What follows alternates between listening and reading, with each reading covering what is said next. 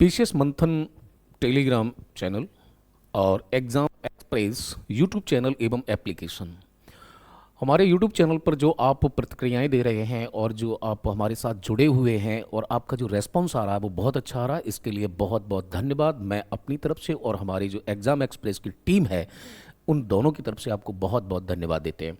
तो जैसा कि आपको विदित है कि आज हमारा मध्यकालीन भारतीय इतिहास का जो है 6 नंबर का टेस्ट है, ठीक। और टेस्ट का नंबर जो है वो 48 है और 90 दिन की ये श्रृंखला है।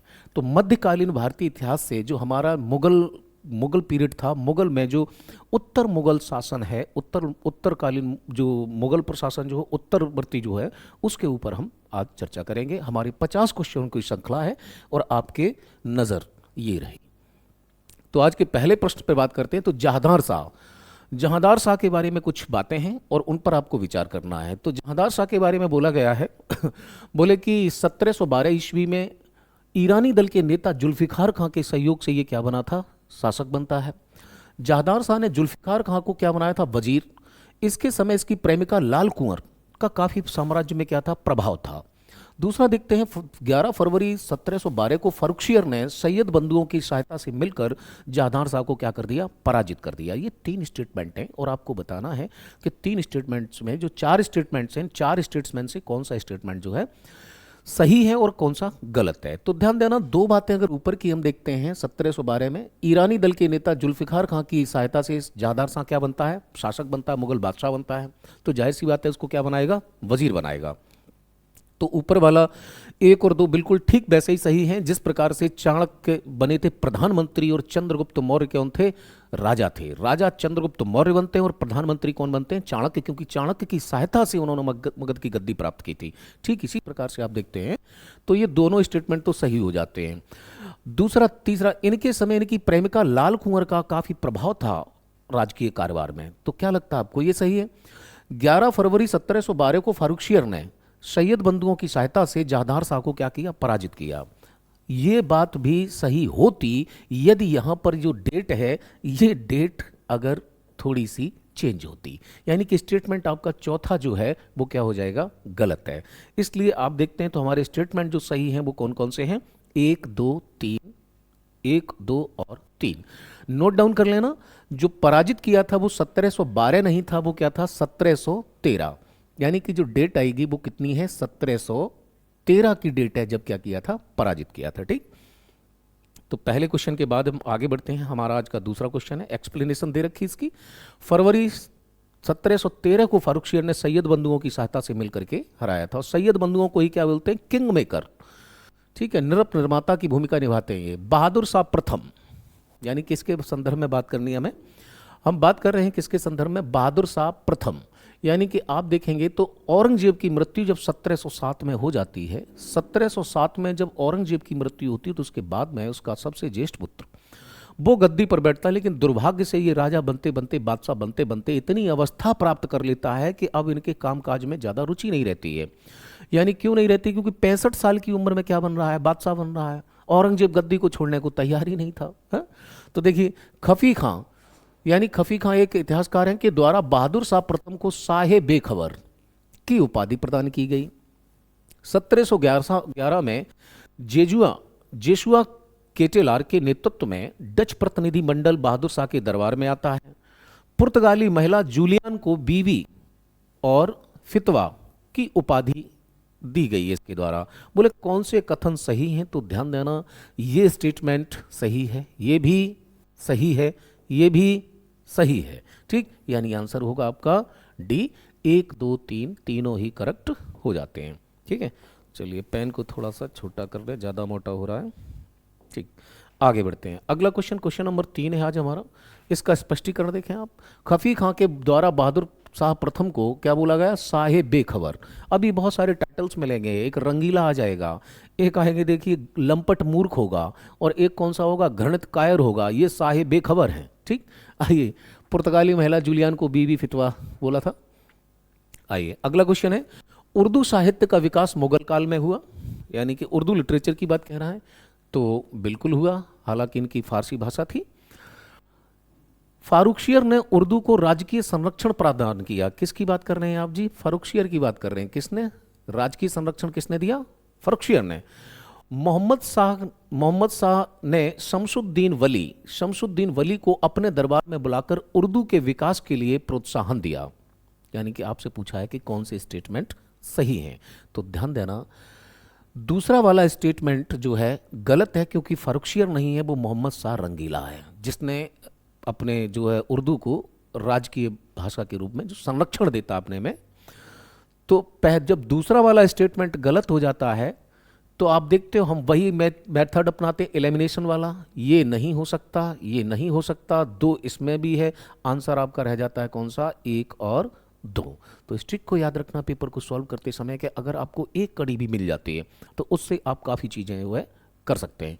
ठीक, आइए अगले क्वेश्चन की तरफ ले चलते हैं आपको। क्वेश्चन नंबर 4 है, 3 की व्याख्या देख लें। मुगल काल में हुआ, मोहम्मद शाह ने उर्दू को राजकीय संरक्षण प्रदान किया था। ठीक, क्वेश्चन नंबर 4 है, मुगल साम्राज्य के पतन के संदर्भ में जो स्टेटमेंट दिए कि मुगल साम्राज्य का जो पतन होता है उसके संदर्भ में कुछ बातें हैं और आपको बताना है कि इनमें से क्या सही है। ठीक है, कौन से कथन सही हैं? औरंगजेब पर नादिर शाह द्वारा किया गया आक्रमण, यानी नादिर शाह का जो आक्रमण होता है वो क्या मुगल पतन के लिए कारण है या उत्तरदायी? औरंगजेब की दक्षिण अभियान की लालसा जिस कारण वह उत्तर भारत पर ध्यान नहीं दे सका। ध्यान देना, नेपोलियन के बारे में कहा जाता है कि नेपोलियन को फ्रांस के फोड़े ने नहीं जीने दिया, ठीक उसी प्रकार दक्कन की समस्या से औरंगजेब कभी उभर नहीं पाया। यानी दक्कन वही आपका महाराष्ट्र वाला क्षेत्र, औरंगाबाद।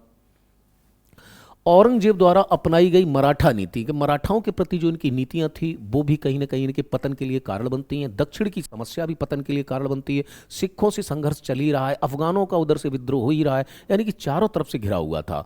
लेकिन यहां पर जो देखते हैं पतन का कारण, अगर आप देखते हैं नादिर शाह, तो नादिर शाह का जो आक्रमण है वो औरंगजेब के आक्रमण के लिए फिट नहीं बैठता है। यानी इस कारण देखेंगे तो स्टेटमेंट 1 आपका गलत है, दूसरा सही है और तीसरा भी सही है। तो आंसर हम चलेंगे किधर? बी की ओर, यानी कि 1 और 2 हमारे कैसे हो जाते हैं? सही हो जाते हैं। ठीक, इसकी व्याख्या पे आए। औरंगजेब के दक्षिण अभियान से धन जन को काफी क्षति पहुंची, जिस कारण वह उत्तर भारत की ओर ध्यान नहीं दे सका, जो मुगल साम्राज्य के पतन का एक कारण बना। फिर आइए, कह रहा है कि और औरंगजेब मराठों को सही से नहीं अपना विश्वास पात्र बना पाया और ना ही शत्रु, यानी कि ना तो दोस्त बना पाया और ना ही दुश्मन बना पाया। ठीक, जिस कारण उसे मराठों की छापामार युद्ध नीति का सामना करना पड़ा। मराठे मुगलों को दक्षिण में हराने में कामयाब रहे और मुगल साम्राज्य के पतन का एक कारण भी बनते हैं। ठीक है, तो कुल मिलाकर के ये है छापामार और गुरिल्ला पद्धति जो युद्ध की है, मराठे इसके लिए बहुत फेमस थे और किले को भेदने में उन्हें बहुत महारत हासिल थी। आप शिवाजी को पढ़ेंगे तो पता चलेगा आपको कि शिवाजी जी का क्या इतिहास रहा है। माँ अंतिम मृत्यु शैया पे हैं और तब भी कहते हैं जीजाबाई किससे? शिवाजी से बुला करके, बेटा मेरी अंतिम इच्छा है कि एक किला रह गया है वो वाला जो मालवा में, वो और जीत लेते। बोले माँ तुम थोड़ी देर वेट करो, अभी वो किला भी जीत के दिखाते हैं हम। ये थे शिवाजी महाराज। आइए सूची 1, शासक है और उनको उपाधि दी गई है। अभी मैंने आपसे कहा था कि कुछ शासक ऐसे आएंगे जिनको क्या मिलेंगी? उपाधियां मिलेंगी। लोग देते हैं, इतिहासकारों ने दी, लोगों ने दी हैं। देखिए सबसे पहले मोहम्मद शाह, तो मोहम्मद शाह को क्या बोला गया? रंगीला। ठीक, बहादुर शाह क्या हो जाते हैं? शाही बेखबर। फर्रुखियर इसे बोलते हैं घृणित कायर और जहांदार शाह को लंपट मूर्ख। ठीक, मिलान कर लीजिए किस एक सेक्शन में इसका मिलान हो रहा है। ठीक है, आगे बढ़ते हैं हम। सूची, मोहम्मद शाह रंगीला के नाम से, बहादुर शाह प्रथम शाहे बेखबर, फर्रुखियर घृणित कायर, जहांदार शाह लंपट मूर्ख।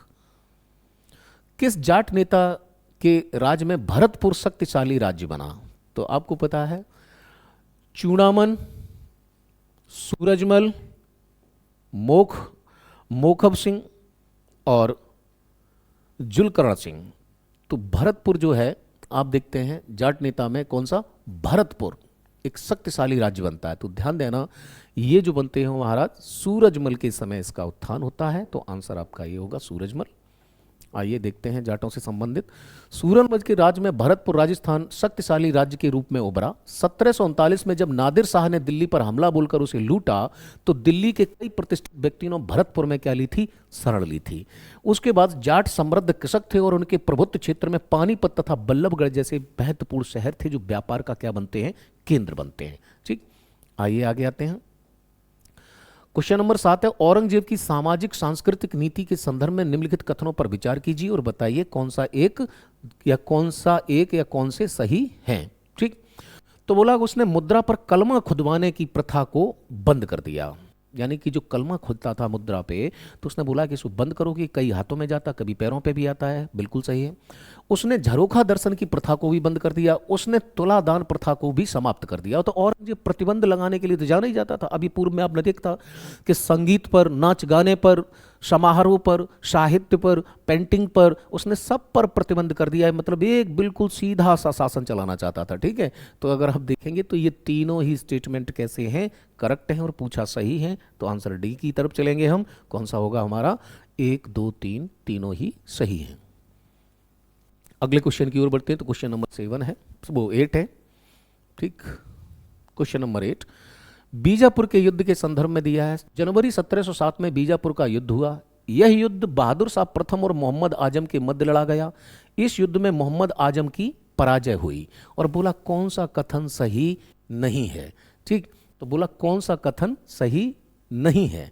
तो आप ध्यान देना, इसमें जो कथन जो है वो केवल कौन सा सत्य है? दूसरा वाला सत्य है। तो जो सही नहीं है वो 1 और 3। आइए व्याख्या की तरफ चलते हैं। देखिए, हाँ सॉरी तीनों ही स्टेटमेंट गलत हैं। यानी कि इसमें जो तीनों स्टेटमेंट दे रखे हैं ये तीनों ही गलत हैं, क्योंकि ये जनवरी 1707 में नहीं 9 में होता है।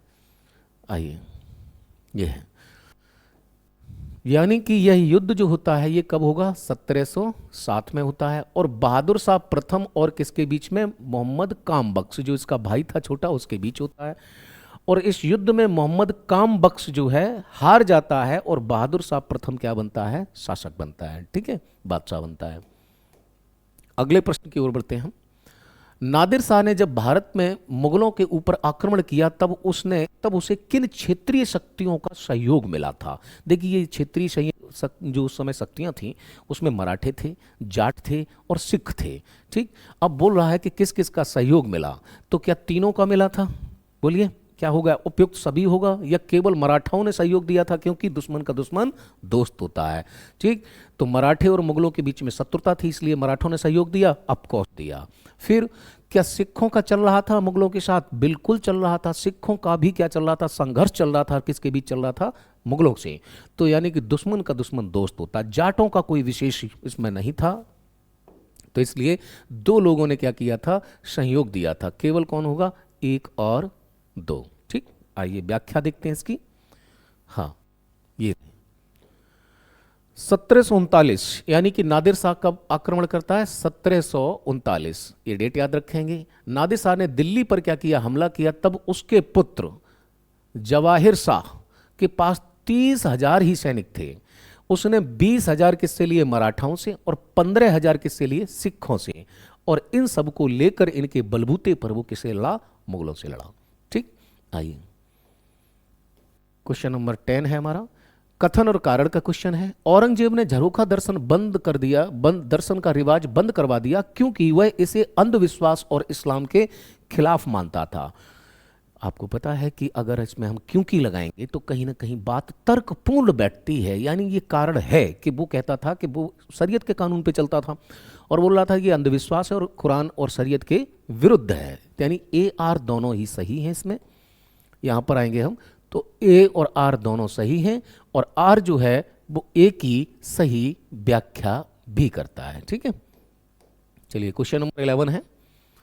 क्वेश्चन नंबर 11 की ओर जाएंगे हम। हाँ, मथुरा के केशव राय मंदिर निम्नलिखित में से किसके द्वारा बनवाए गए? तो मथुरा का केशव राय मंदिर क्या शाहजहां ने बनवाया, राजा भरतमल ने बनवाया या जहांगीर ने बनवाया? नहीं, इनमें से जो है मथुरा का केशव राय मंदिर बहुत प्रसिद्ध है। ठीक, ध्यान देना इसको, केशव राय मंदिर। तो ये बनवाया था किसने? बीर सिंह बुंदेला। ठीक,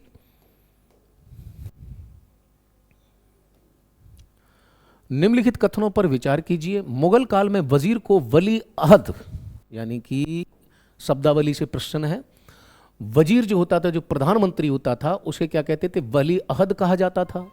शाहजहां के समय उत्तराधिकार को लेकर के संकट उत्पन्न हो गया क्योंकि शाहजहां के 4 बेटे थे, औरंगजेब, मुराद और शाह शुजा और दारा शिकोह, और चारों भाई मिलकर के 4 युद्ध लड़ते हैं। उनमें विजयी जो रहता है वो कौन रहता है? औरंगजेब रहता है, क्योंकि औरंगजेब चारों भाइयों को निपटा देता है मार के, और तब जा करके बैठता है कहाँ पर? शासन सिंहासन पर। शाहजहां औरंगजेब को अपना उत्तराधिकारी बनाना चाहता था। अगर औरंगजेब को अपना उत्तराधिकारी अगर शाहजहां बनाना चाहता था, तो औरंगजेब अंतिम जीवन के 11 साल तक औरंगजेब शाहजहां को कैद क्यों रखता शाहबुर्ज में? ठीक नहीं, वो नहीं बनाना चाहता था। वो किसे बनाना चाहता था? दारा शिकोह को। ठीक, और दारा शिकोह का ही समर्थन कर रही थी कौन? जहां आरा, जो शाहजहां की सबसे बड़ी बेटी थी। यानी कुल मिलाकर के देखते हैं तो स्टेटमेंट जो 2 हैं, स्टेटमेंट आपका ये भी, यानी औरंगजेब को नहीं बनाना चाहता था, और वजीर को वली अहद नहीं कहा जाता था बल्कि उत्तराधिकारी को कहा जाता था। इसलिए स्टेटमेंट आपका 1 भी गलत हो जाता और 3 भी गलत हो जाता। और हमसे पूछा है कौन से सही नहीं है, तो 1 और 3 जो है वो सही नहीं है, इसलिए आंसर इसका क्या होगा? सी होगा। ठीक, आइए चलते हैं। उत्तराधिकारी को वली अहद कहते थे। शाहजहां दारा शिकोह को अपना उत्तराधिकारी बनाना चाहता था। क्वेश्चन नंबर 13 है, कौन सा मुगल काल में किंग मेकर के नाम से जाना जाता था? अभी अभी हमने पिछली बार में चर्चा की थी। देखिए कौन है इसमें से? शाह हुसैन और अब्दुल हुसैन हैं, मोहम्मद जमी और मोहम्मद जुनैदी, हुसैन अली और अब्दुल्ला, नासिर खान और जकारिया खान। कौन से हो सकते जिन्हें निरप निर्माता या किंग मेकर कहा जाता था? इन्होंने 6 मुगल शासक बनाए थे अपने सहयोग से। जो है मुगल साम्राज्य में इतना हस्तक्षेप था इनका कि इन्होंने 6 लोगों को क्या बनाया था? मुगल बादशाह बदले थे इन्हें। ठीक है, अब उसमें देखें तो ये जो आते हैं ये 2 लोग हैं। इनमें एक जो है आपका हुसैन अली है, और इनकी का है, इन्हीं का एक भाई है जिसका नाम है अब्दुल्ला, और इन्हें बोला जाता सैयद बंधु। ठीक, तो ये सैयद बंधु हैं। देखें, सैयद बंधु हुसैन अली और उसका भाई अब्दुल्ला खां भारतीय इतिहास में राजा बनाने वाले के नाम से प्रसिद्ध हैं। तत्कालीन मुगल साम्राज्य में इन दोनों भाइयों की खास भूमिका थी। सैयद बंधुओं के राज्य में काफी प्रभाव था। वे सम्राट बहादुर शाह प्रथम के राज्यकाल में अंतिम वर्षों में उच्च पदाधिकारी भी बने थे। आइए, औरंगजेब के समय मुगल साम्राज्य में कुल 24 प्रांत थे। जून 1707 में पालखेड़ा के युद्ध में मुअज्जम की सेनाओं ने आजम को परास्त कर मुगल सिंहासन को हस्तगत कर लिया। बोला कौन से कथन सही हैं? तो पहली तो बात ये हो रही है कि जो आप युद्ध बता रहे हैं, कितने बताए हैं प्रांत? 24। ये बात आपकी गलत है। ठीक, और 1700 जून में पालखेड़ा के युद्ध में मुअज्जम की सेनाओं ने आजम को परास्त कर मुगल सिंहासन को हाथ में ले लिया। नहीं, और पूछा है आपसे कौन सा सही, तो ध्यान देना ये दोनों ही विकल्प क्या हैं? गलत हैं। इनमें से कोई भी सही नहीं है। ठीक, क्योंकि देखिए कितने परगना थे, प्रांत कितने थे? 21 थे, लेकिन हिंदू मनसबदारों की सबसे अधिक जो संख्या थी वो औरंगजेब के समय ही थी। मुअज्जम काबुल, आजम गुजरात और कामबख्श बीजापुर का सूबेदार थे। ध्यान देना इनके जो कहाँ के ये सरदार थे। तो मुअज्जम कहाँ का था? काबुल, आजम गुजरात और कामबख्श बीजापुर। अब देखिए जजाऊ में 1707 एक युद्ध होता है। कहाँ पर? जजाऊ में लड़े गए युद्ध में मुअज्जम की सेनाओं ने आजम को परास्त कर मुगल सिंहासन, पालखेड़ा नहीं था, कौन सा युद्ध था? जजाऊ का युद्ध था। ठीक, 1707 में मुअज्जम बहादुर शाह प्रथम की उपाधि के साथ दिल्ली के तख्त पर बैठा था। देखिए वो वही मुअज्जम है जो बहादुर शाह का अंतिम बेटा है, बहादुर शाह प्रथम के नाम से जाना जाता है, और औरंगजेब का बड़ा बेटा था ये। ठीक, यानी कि पापा तो लड़े ही थे उत्तराधिकार में, अब इनके बेटों में भी लड़ाई हो रही है। ठीक, सूची देखिए, कुछ युद्ध दिए हैं। अभी अभी आपने देखा है कि एक युद्ध होता है जिसे बोलते हैं करनाल का युद्ध, जजाऊ का युद्ध। तो जजाऊ का युद्ध कब हो रहा है? 1707 में हो रहा है। पानीपत का युद्ध आपको पता ही होगा। पानीपत का युद्ध हो रहा है कब? 1761 में हो रहा है। 1739 में कौन आता है? क्या ये 1739 में नादिर शाह आता है।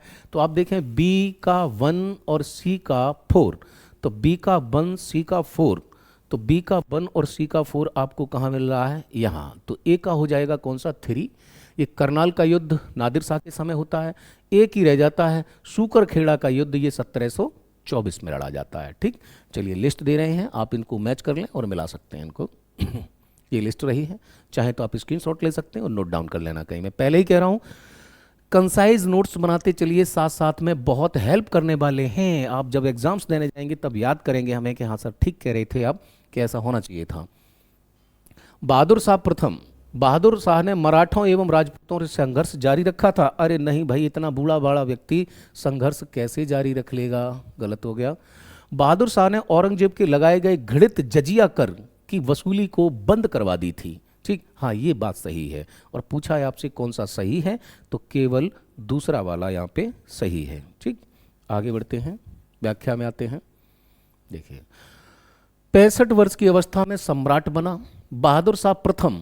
अब देखिए 65 में बना और कितने साल रहेगा, केवल 5 साल शासन करता है, क्योंकि 1707 से 1712 है। बहादुर शाह प्रथम अपनी शांतिप्रिय नीति और मिलनसार स्वभाव के कारण शाही दरबार के अधिकांश गुटों का क्या मिला था उसे, सहयोग। बहादुर शाह ने मराठों राजपूतों के प्रति मैत्रीपूर्ण नीति अपनाई। 1683 में इसने संभाजी के पुत्र शाहू को मुगल कैद से क्या कर दिया था, आजाद कर दिया था, इसलिए भी संपर्क मैत्रीपूर्ण थे। बहादुर शाह ने औरंगजेब द्वारा लगाए गए घृणित कर था जजिया, उसको भी क्या कर दिया था, समाप्त। अंतिम मुगल बादशाह था जिसके बारे में कुछ अच्छे शब्द कहे जा सकते हैं। इसके पश्चात मुगल साम्राज्य का तीव्रगामी और पूर्ण पतन मुगल सम्राटों की राजनीतिक तुच्छता और शक्तिहीनता का घोतक था। उपयुक्त सभी कथन किस इतिहासकार ने किस मुगल शासक के विषय में लिखे, बोले अंतिम मुगल बादशाह था जिसके बारे में कुछ अच्छे शब्द कहे जा सकते हैं। किस इतिहासकार ने और किस मुगल सम्राट, क्या सर सिडनी ओवन ने मोहम्मद शाह रंगीला के लिए कहा है, इसके बारे में तो हो ही नहीं सकता है। खफी खान ने बहादुर शाह को क्या कहा था, साहे बेखबर। लेनपूल ने फरुखशियर के लिए, या इनमें से कोई नहीं। तो देखना ऊपर जो दिया हुआ स्टेटमेंट है वो सर सिडनी ओवन का है, और ये मोहम्मद शाह के बारे में नहीं, किसके बारे में है, बहादुर शाह। ये बहादुर शाह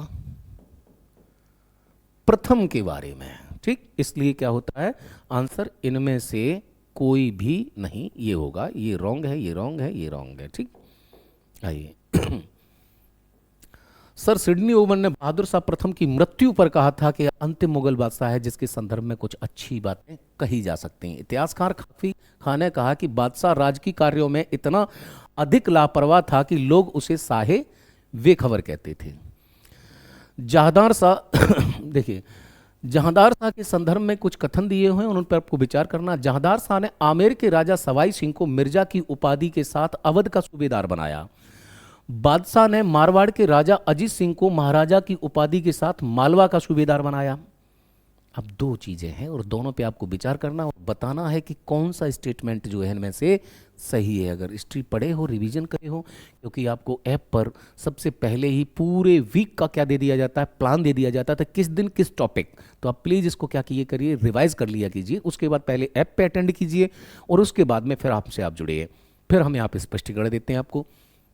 तो ध्यान देना कि दोनों ही स्टेटमेंट कैसे हैं, गलत हैं। ना तो एक सही है ना दो, क्योंकि आमेर के राजा सवाई सिंह को कहाँ का, अवध का नहीं बनाया, और इनको कहाँ का, मालवा का सूबेदार नहीं बनाया। यानी ये दोनों ही बातें कैसी होती हैं, गलत हैं।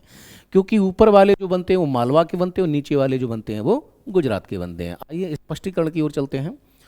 तो दिए गए दोनों ही कथन गलत हैं। जहांदार शाह ने, यानी जहांदार शाह जिसे लंपट मूर्ख कहते हैं, आमेर के राजा सवाई जयसिंह को मिर्जा की उपाधि दी। ध्यान देना, इनको याद रखना।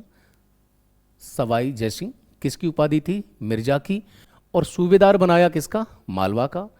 बादशाह ने मारवाड़ के राजा अजीत सिंह को किसकी उपाधि दी, महाराजा की, और कहाँ का सूबेदार बनाया, गुजरात का। ठीक, जहांदार शाह के समय में मराठों के दक्कन में चौथ और सरदेशमुखी, यानी कि मराठे जो कर लेते थे उनको क्या कहते थे, चौथ और सरदेशमुखी, वसूल करने का अधिकार इस शर्त पर मिला था कि इसकी वसूली मुगल अधिकारी द्वारा करेंगे।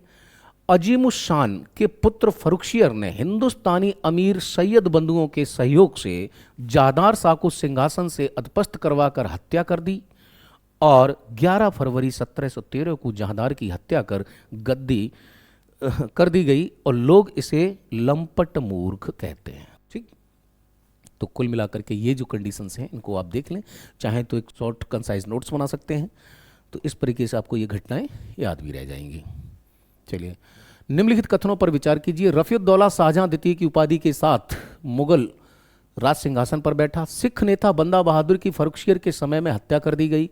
1717 में सैयद बंधुओं ने हुसैन अली खां की तत्कालीन मराठा पेशवा बालाजी विश्वनाथ से दिल्ली की संधि की। फर्रुखशियर को दुर्बल, कायर और निंदनीय होने के कारण घृणित कायर कहा जाता था। यानी इतना कमजोर व्यक्ति राजा था, दुर्बल भी था, कायर भी था और निंदनीय भी था। और बोले आपसे इसमें एक कथन सही नहीं है, तो ध्यान देना, घृणित कायर फर्रुखशियर को कहा जाता है, कोई डाउट नहीं है। ठीक। रफीउद्दौला किसके उपाधि से बैठता है? शाहजहां द्वितीय के नाम से बैठता है, कोई डाउट नहीं, ये भी सही है।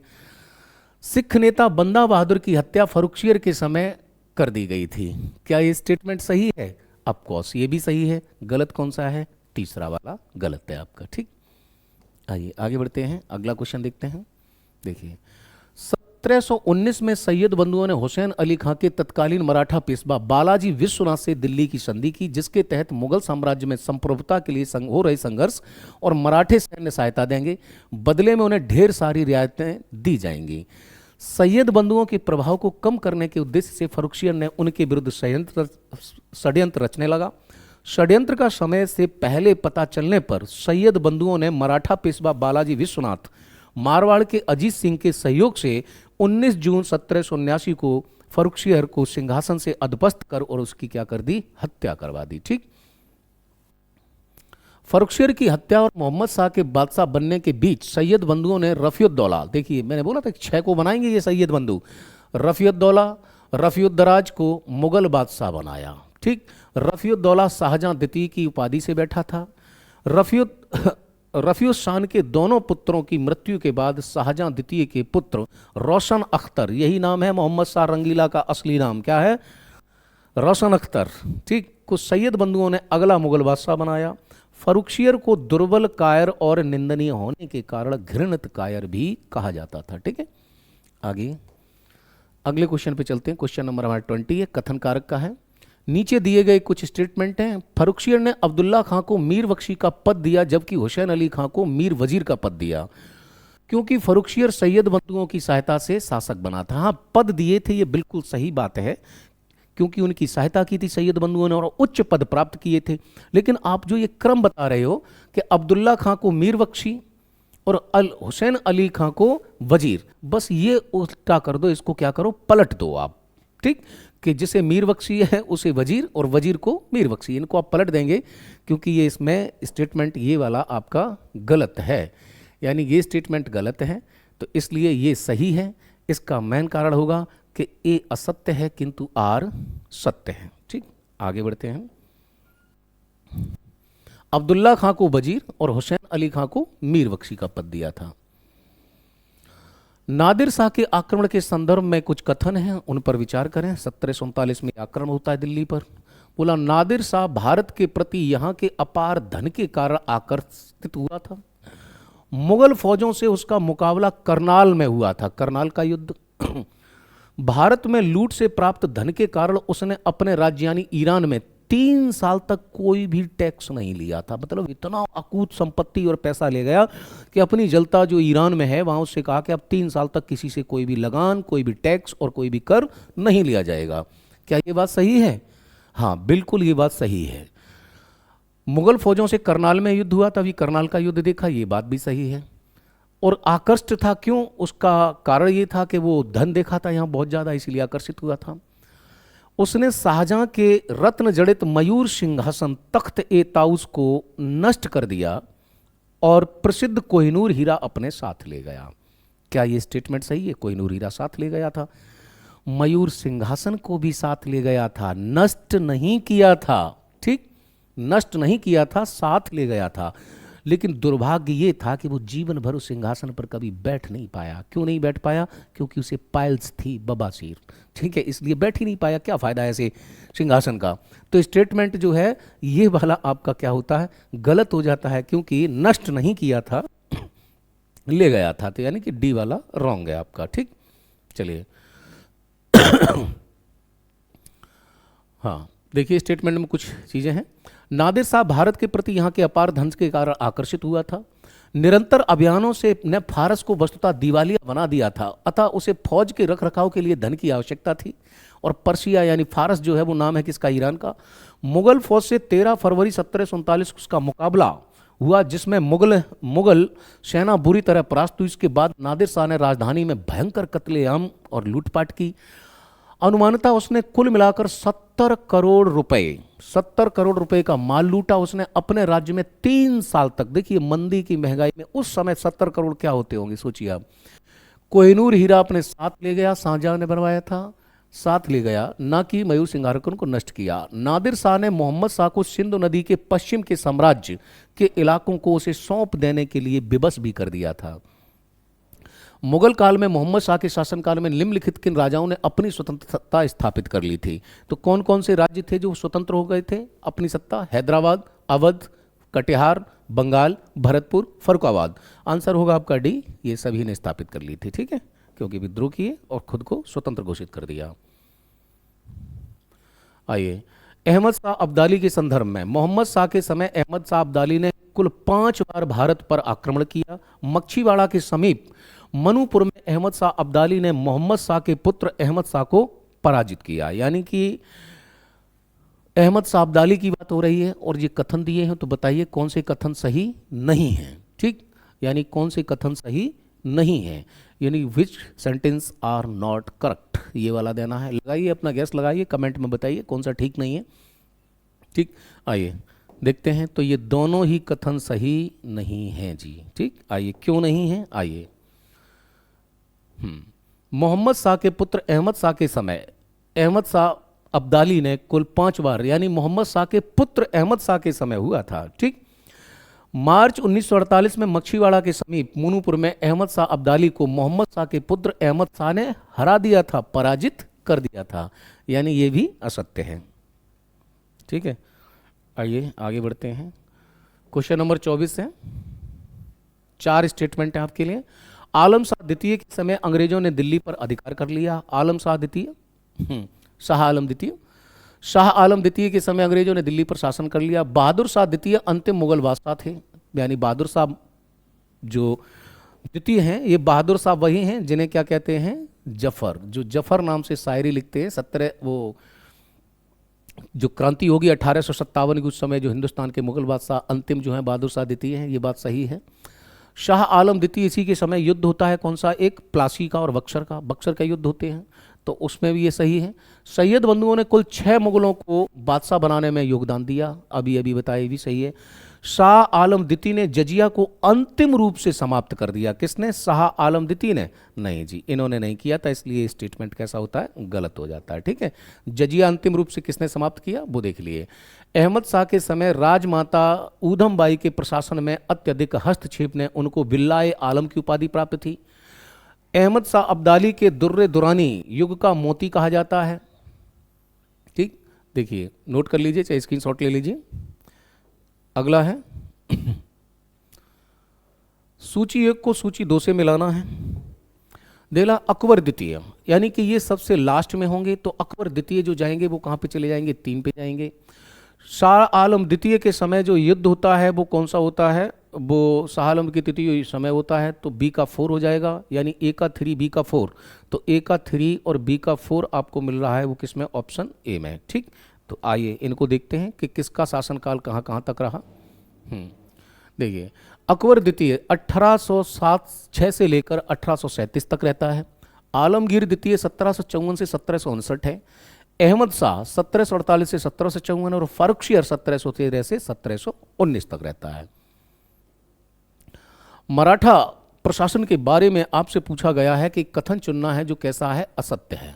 मराठा प्रशासन के सिर पर छत्रपति था, जो सभी शक्तियों का केंद्र बिंदु माना जाता था। शिवाजी के प्रशासनिक मॉडल का आधार कौटिल्य एवं शुक्राचार्य की प्रशासकीय नीति थी, यानी कि 1 भी सही है, 2 भी सही है और बोला है असत्य, तो इनमें से कोई भी स्टेटमेंट असत्य नहीं है, क्योंकि दोनों ही स्टेटमेंट करेक्ट हैं, बोथ आर द करेक्ट, ठीक। देखिए छत्रपति के नीचे अष्टप्रधान थे, जो 8 मंत्रियों की इनकी मंत्रिपरिषद थी।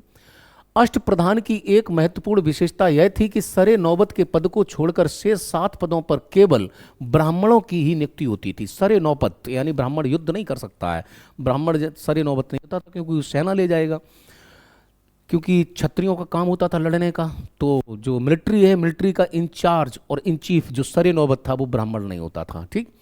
शिवाजी के प्रशासनिक मॉडल का आधार कौटिल्य का अर्थशास्त्र, शुक्राचार्य की प्रशासकीय नीति थी। यदुनाथ सरकार ने इस मॉडल को, वेरी गुड, एक इतिहासकार हैं आपके यदुनाथ सरकार, उन्होंने इस मॉडल को मध्ययुगीन राजतंत्र की एक अनोखी घटना माना है।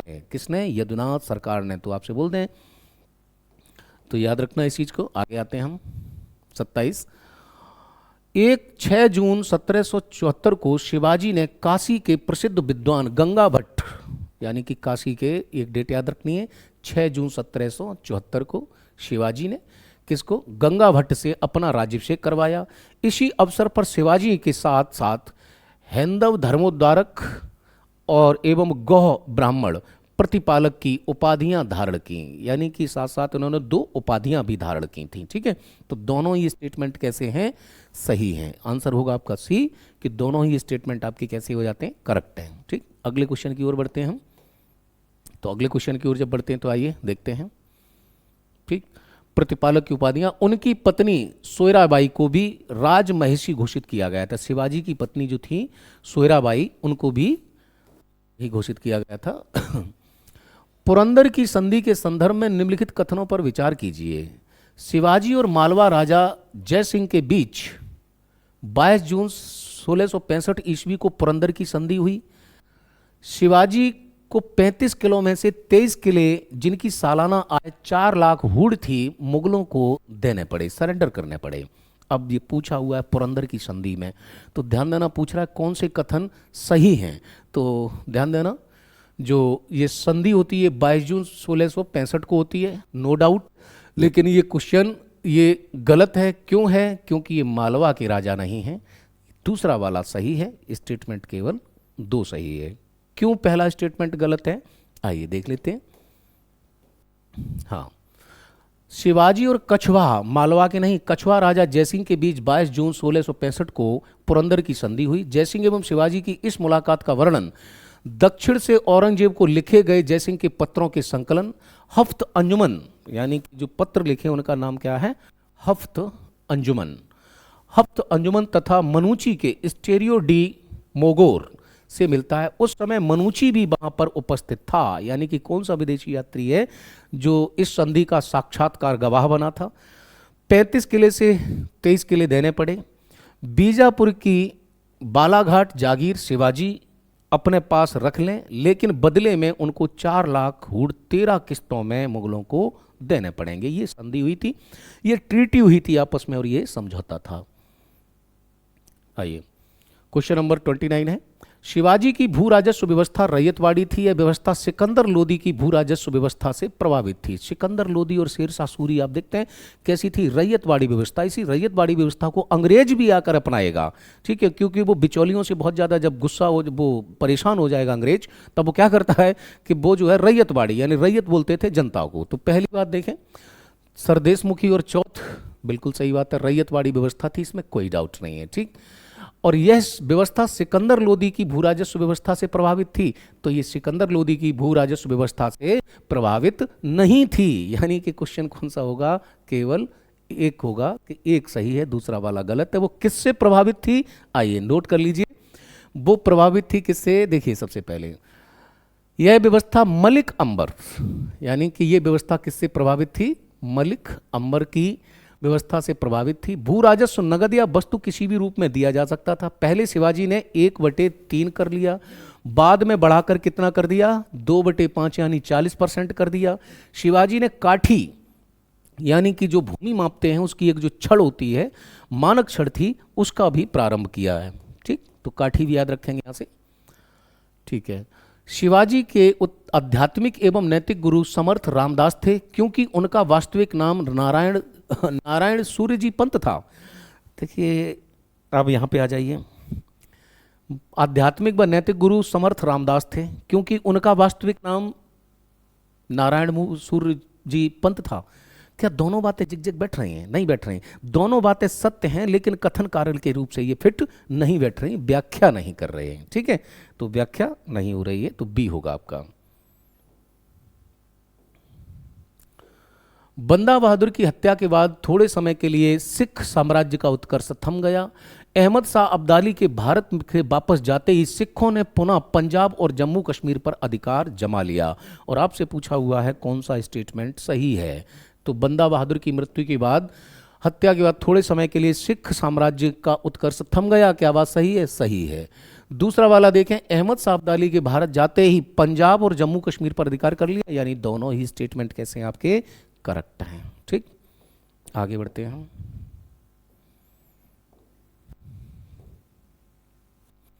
निम्नलिखित में से किस सिख धर्म गुरु की मृत्यु चेचक यानी कि चेचक के कारण हुई थी? तो ध्यान देना, वो हैं आपके गुरु हरकिशन, यानी कि जो चिकन पॉक्स है उसके कारण इनकी डेथ हुई थी, गुरु हरकिशन है। आइए, गुरु तेग बहादुर की मृत्यु के पश्चात गुरु की परंपरा समाप्त हो गई।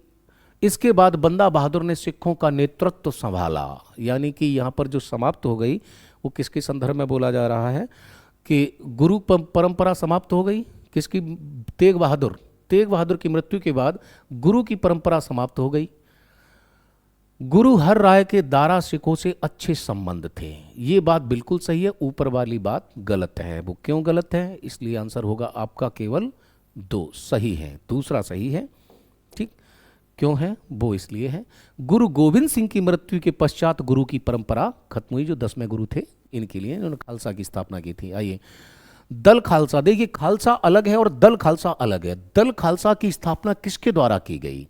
ठीक, तो ध्यान देना, गुरु गोविंद सिंह ने खालसा पंथ बनाया था, नानक देव ने सिख धर्म बनाया, हरगोविंद जी ने एक अलग मामला दिया था। ठीक, ये जो है कपूर सिंह, इन्होंने कलेक्ट किया था किसको? दल खालसा को। ठीक, फैजलपुर के कपूर सिंह के नेतृत्व में पुनः पंजाब में सिख कृषकों को जो पृथक पृथक जत्तों में बटे थे संगठित कर ऐसे दल के रूप में विकसित किया गया जो दल खालसा के स्वरूप में अस्तित्व में आया। ठीक है, आइए 35 है 35, गुरु नानक किस से संबंधित क्या क्या है? तो मिलान करना है आपको, तो बहुत आसान है, एक का तो आप मिला देंगे। सिख धर्म की स्थापना किसके द्वारा की जाती है? गुरु नानक के द्वारा। गुरु रामदास को अकबर अमृतसर बसाने के लिए भूमि देते हैं। गुरु अमरदास जो है वो लंगर प्रथा को प्रारंभ करते हैं। और अकाल तख्त की स्थापना जो की जाती है वो किसके द्वारा? गुरु हरगोविंद सिंह के द्वारा। ठीक, तो हरगोविंद जो है वो अकाल तख्त, तो इनका मिलान कर लीजिए, ये सही है, आपस में लगे हुए हैं। आगे लिखा हुआ है, बंदा बहादुर के संदर्भ में कथन है और पहचानना सही है। इन्होंने पंजाब के सिख किसानों को एकत्रित पुनः मुगलों से लगभग 8 वर्षों तक संघर्ष किया। 1718 में फर्रुखशियर ने बंदा बहादुर की हत्या करवाई थी, यानी कि अभी हम पीछे पढ़ ही चुके हैं। तो आप ध्यान देना, ये दोनों ही स्टेटमेंट कैसे हैं? करेक्ट हो जाते हैं। ठीक, हाँ सॉरी, बंदा बहादुर जिनके बचपन का नाम लक्ष्मण देव था ने पंजाब के सिख किसानों को एकत्रित मुगलों के लगातार 8 वर्षों तक संघर्ष किया। बंदा बहादुर को उसके शिष्य सच्चे बादशाह के नाम से जानते थे। 1716 में फर्रुखशियर ने, हाँ 1718 नहीं था, 1716 था, दूसरे स्टेटमेंट की डेट में थोड़ा सा कर लेना। तो सच्चे शिष्य, सच्चे बादशाह बंदा बहादुर। 1753 में खालसा पंथ ने बाहरी आक्रमण के उपरांत व्यवस्था से बचाव हेतु राखी प्रथा का आरंभ किया।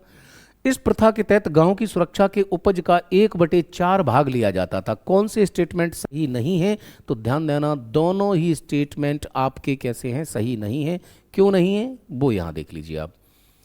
1753 में दल खालसा ने, किसने? दल खालसा ने, ठीक है, जो अव्यवस्था के बचाव हेतु राखी प्रथा की शुरुआत की थी। प्रथा के अंतर्गत प्रत्येक गांव की उपज का 1/5 भाग देना पड़ता था रेवेन्यू, ताकि आपको जो सुरक्षा टैक्स है वो। आगे लिखा है 4 स्टेटमेंट हैं और सिख मिसल के संदर्भ में सत्य नहीं है, इनमें से एक सत्य नहीं है।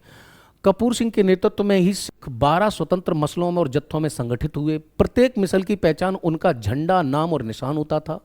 सभी मिसलों के नेताओं की एक संयुक्त समिति होती थी।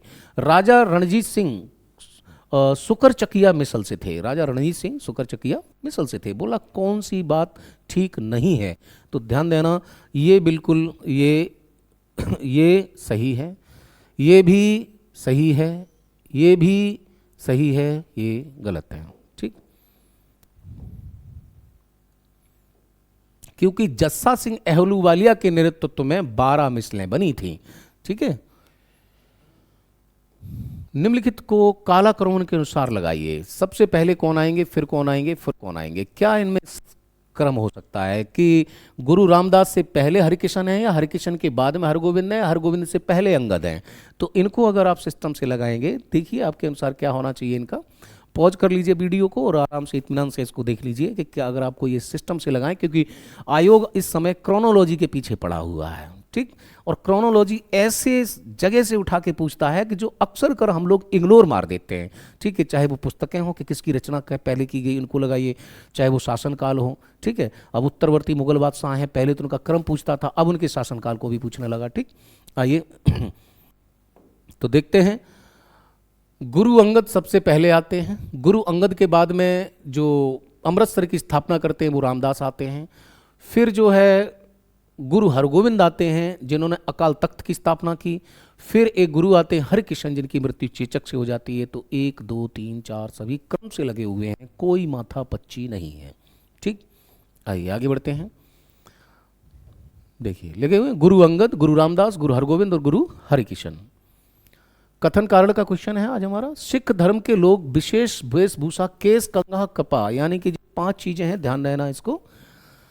कौन सा? केस, कंघा, कृपाण, कड़ा और कच्छा धारण करना होता है, क्योंकि सिखों के अंतिम गुरु गुरु गोविंद सिंह ने व्यक्तिगत गुरुत्व के सिद्धांत को खत्म कर खालसा पंथ की स्थापना की थी। ए आर दोनों सही हैं और ए आर की सही व्याख्या भी है। और 10वें गुरु थे, ये ध्यान रखना। 1764 में शिवाजी ने व्यापारिक दृष्टिकोण से सर्वाधिक समृद्ध बंदरगाह सूरत पर सफल आक्रमण किया। एक चीज आप यहां पर देखेंगे कि भारत में होता क्या है कि जो भी, चाहे वो शासक हो या प्रशासक हो, वो 2 चीजों पर लेकर सबसे ज्यादा चर्चा होती है और 2 पर कब्जे को लेकर मारामारी रहती है। पूरे इतिहास में देखेंगे कि जो भी आएगा वो 2 जगह पर बहुत कब्जा जमाना चाहेगा। यानी कि किसी को भारत का उत्तर का पर्वतीय प्रदेश नहीं चाहिए, जिसको भी चाहिए वो क्या चाहिए, 2 जगह। एक तो चाहिए बंगाल और दूसरा चाहिए क्या, गुजरात। अब बंगाल और गुजरात क्यों चाहिए, इसके लिए कारण है सबसे बड़ा। देखिए ये है अरब सागर, यानी कि कनेक्टिविटी, और यहाँ रही बंगाल की खाड़ी, यानी कि कनेक्टिविटी। पूरे में देखेंगे अंग्रेज भी आकर के लड़ेगा तो इन्हीं 2 चीज़ों को लेकर लड़ेगा। जितने भी अभी विदेशी यात्री हैं, विदेशी कंपनियां आएंगी, वो इन 2 ही जगह के लिए मारामारी करेंगे, क्योंकि दोनों की समुद्र से कनेक्टिविटी बहुत अच्छी थी। ये इसका मुख्य कारण होता है। तो जिस कारण जो है यहाँ को आकर के ये सबसे ज़्यादा मारामारी होती है। तो शिवाजी ने भी यहाँ आक्रमण किया। ठीक, आगे देखते हैं। इस समय यहाँ का मुगल गवर्नर इनायत खां था। ठीक, और पूछ रहा है आपसे कि कौन से कथन सही हैं। तो ये दोनों ही कथन आपके जो है वो सही हैं। ठीक, यानी कि 1664 में शिवाजी ने व्यापारिक दृष्टिकोण से सर्वाधिक समृद्ध बंदरगाह सूरत पर सफल आक्रमण किया। इस समय यहाँ का मुगल बादशाह इनायत खां था। इस अभियान से शिवाजी को लूट में इतना माल मिला कि उसकी अच्छी आर्थिक स्थिति हो गई। इस लूट में उसे 1 करोड़ से अधिक रुपए की प्राप्ति हुई। सूरत की लूट के विषय में शिवाजी ने कहा था, यह मुगलों के आक्रमण का वह बदला था जो उन्होंने उसके देश पर किया था। यानी कि बदला लिया था सूरत की लूट के लिए। आइए वाकया नवीस के संदर्भ में वह राजा के दैनिक कार्यों, क्योंकि शिवाजी की जो अष्टप्रधान थी उसमें कुछ मंत्री थे, तो चाहे वो सर देशमुख हों, यानी कि देशमुख हों, सुमंत हों, ठीक है, सरे नौबत हों, वाकया नवीस हों, तो ये कई बार पूछ लेता है। तो राजा के दैनिक कार्यों यानी किसके बारे में बात हो रही है, वाकया नवीस। वाकया नवीस के संदर्भ में बात हो रही है। बोला कि ये राजा के दैनिक कार्यों में, दैनिक कार्यों का और दरबार का विवरण रखता था। धर्म जाति संबंधी झगड़ों का निपटारा तथा आचरणों को सुधारना भी इसका काम था। भाई ये काम नहीं था इसका केवल एक काम था, और सही कौन सा है, केवल एक है। ठीक ठीक, निरंतर सतर्क करता था। इससे उद्देश्य राजा से मिलने जुलने वालों की एक सूची रखता था, ताकि गुप्त रूप से राजा की हत्या न कर दी जाए। ठीक, आइए 43 शिवाजी की सैनिक प्रबंधन के संदर्भ में, यानी कि मिलिट्री मैनेजमेंट पूछ क्या रहा है, मिलिट्री मैनेजमेंट। तो उनके शासनकाल में दुर्गों का महत्व काफी कम था। यानी कि क्या कह रहे हैं आप, दुर्गों का महत्व कम था। अरे मराठाओं की तो शान थे किले, यानी पहला स्टेटमेंट ये आपका कैसा हो गया, रॉन्ग हो गया। शिवाजी के अधीन मराठा सेना के 3 महत्वपूर्ण अंग थे पागा, सिलहदार और पैदल, यानी कि इन्फेंट्री, कैवेलियर, ठीक, और नेवी, यानी कि ये 3 थे। बिल्कुल सही है, यानी कि सेकंड वाला स्टेटमेंट जो है आपका करेक्ट होता है। चलिए आगे बढ़ते हैं। हाँ, शिवाजी का प्रशासन के संदर्भ में सही कथन देखें। उन्हें एक दयालु और जागरूक निरंकुश शासक कहा जाता था। वे कार्यकारिणी, विधायिका और कार्यपालिका, यानी कि सब कुछ, कार्यकारिणी, विधायिका और न्याय व्यवस्था और सेना, यानी कि मिलिट्री भी, जुडिशरी भी, एग्जीक्यूटिव भी, यानी कि सबके क्या थे, हेड थे। यानी कि दोनों ही बातें आपकी, पहली बात आपकी सही है, लेकिन 4 पद एक व्यक्ति रखेगा, हाँ ये बात भी सही है, इसीलिए तो अष्टप्रधान थी। आगे आइए देखते हैं। कार्यकारिणी, विधायिका और न्याय व्यवस्था सेना के प्रधान थे, किंतु एक व्यक्ति के लिए शासन की समस्त व्यवस्था देखभाल करना असंभव था। शासन में सहायता के लिए 8 मंत्रियों की क्या की थी, बहाली की, जिसे सामूहिक रूप से क्या बोलते हैं, अष्टप्रधान। यानी 8 मंत्री थे, 8 मंत्रियों की बहाली की, सामूहिक रूप से क्या कहते थे, अष्टप्रधान। और इसमें देखिए 8 में से 7 ब्राह्मण थे जो पोस्ट पर बैठेंगे मिनिस्टर की, लेकिन एक नहीं बैठेगा, कौन सा, वो सरे नौबत, ठीक है, क्योंकि वो मिलिट्री इंचार्ज है।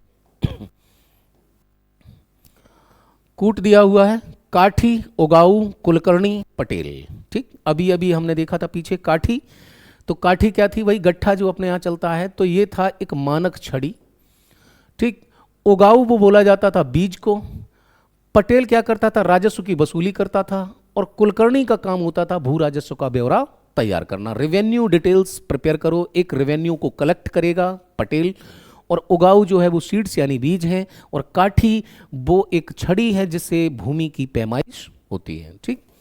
आइए देख लीजिए आगे डिटेल में दिया हुआ है, काठी मानक छड़ी, उगाऊ, कुलकर्णी, पटेल, भू राजस्व, ठीक है। आगे देखते हैं। निम्नलिखित कथनों पर विचार करें और सही कथन का चुनाव करें। मुअज्जम ने लाहौर में पुल ए शाहदौला में अपना राज्याभिषेक करवाया। मुअज्जम ने आजम को 13 जनवरी 1709 में हैदराबाद के युद्ध में पराजित कर दिया। और बोला कौन सा कथन सही है। अब मुअज्जम वही है जो अकबर द्वितीय के नाम से गद्दी पर बैठता है, तो पहली वाली बात सही है, दूसरी वाली बात गलत है। ये हैदराबाद का युद्ध नहीं है, ये जजाऊ का युद्ध है, ठीक। आइए देखते हैं।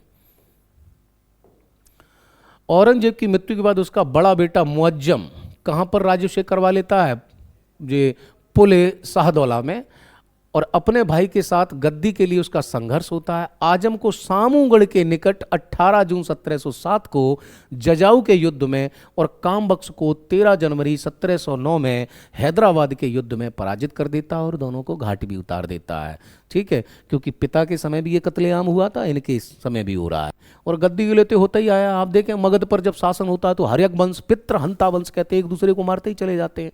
शत्रु का यानी अजात शत्रु, उसकी हत्या कौन कर देता, उदयन कर देता। बिंब का शत्रु उदयन, यानी बिंबसार की हत्या कौन करता है, अजातशत्रु की हत्या कौन करता है, उदयन कर देता है। तो बिंब का शत्रु उदयन, उदयन का नागदशक, और नागदशक को मारकर शिशु ने पूरी कर ली कसक। तो ये हर एक वंश के शासकों का है। सरे नौबत यानी कि ये वही मिलिट्री इंचार्ज, विचार हैं और सही चुनना है। यह सेना के संगठन और निरीक्षण के लिए उत्तरदायी था, बिल्कुल सही बात है, बार बार बात आ रही। वह सेना को युद्ध क्षेत्र में तैनात करता था, यानी मिलिट्री डिप्लॉय करना किसका काम था, यह भी सरे नौबत का था। दोनों ही बातें कैसी हैं, बिल्कुल करेक्ट हैं, ठीक है। यानी कि मेजर जनरल थे ये। 48वें क्वेश्चन पे चलते हैं। मराठा प्रशासन में अमात्य व मजूमदार का प्रमुख कार्य क्या था। तो अमात्य और जो मजूमदार थे इनका काम सेना से संबंधित, तो अभी अभी आपने देखा कौन हो जाएगा सेना से संबंधित सरे नौबत है, ठीक है। विदेश से सुमंत हैं, ये रह जाते हैं, तो ये कहाँ से हैं, राजस्व से संबंधित हैं, रेवेन्यू कलेक्ट करना इनका काम है, ठीक है। आइए, आय व्यय का लेखों की जांच करना, ठीक है, अमात्य। और इनके जो अमात्य थे वो कौन थे, रामचंद्र थे, इनको भी आप याद रखना, ठीक है। मराठा छत्रपति शिवाजी का सर्वप्रथम मुगल सेना से संघर्ष कब हुआ था? बहुत मोस्ट इंपॉर्टेंट क्वेश्चन है। ठीक, तो सबसे पहले इनका जो संघर्ष होता है वो 1657 में होता है। 1657 में होता है तो आपको पता है कि इस समय मुगल बादशाह कौन है? औरंगजेब है। ठीक, आइए आगे बढ़ते हैं।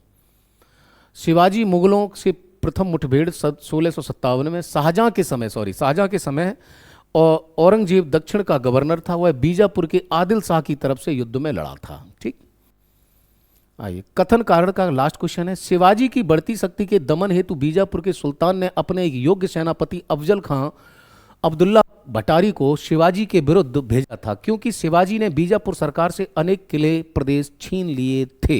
यानी कि कोई डाउट नहीं है, एक और दो दोनों सही हैं और ए आर की सही व्याख्या करता है। यानी आप याद रखेंगे बीजापुर, ठीक, और याद रखेंगे किसको? अफजल खां को। ठीक, और किसने भेजा? ये, ठीक। चलिए, तो आज का ये हमारा सेगमेंट यहाँ पे समाप्त होता है 50 क्वेश्चन पे आके। आपको कैसा लगा? ऐसा ही अपना सहयोग बनाई रहिए, आपको बहुत अच्छा रिएक्शन आ रहा है। ठीक, थैंक यू, नमस्कार, जय हिंद।